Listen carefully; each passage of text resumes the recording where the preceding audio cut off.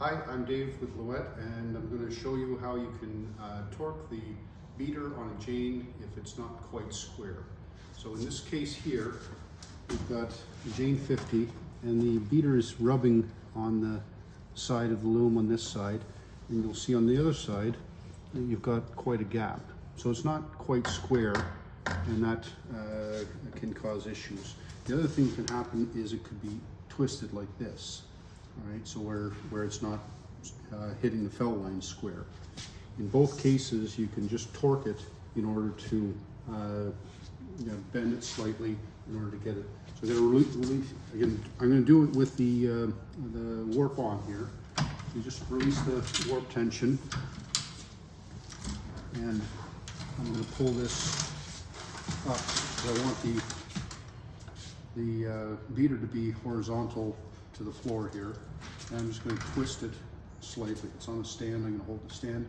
I'm just going to give it like this.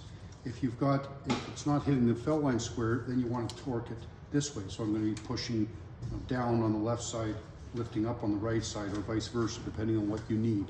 Okay? There's just a little twist like that, and then we're going to put it back down, and we're going to take another look. It's not rubbing any longer. It's moving freely. Okay, but you look at the difference. You look at this side versus the other side, it's still not quite. So I'm going to do it again.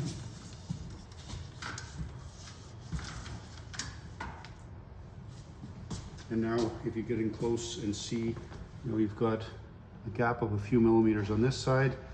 And if we go to the other side, you have a very similar gap on this side. Oops, let's stop it from. So we've more or less got it centered now. Okay, and that's the process. Again, if it's not hitting the felt line straight, so it's not hanging square, if you're looking down like this and it's not square this way, you would go like this or like this, depending on which direction you need to twist it.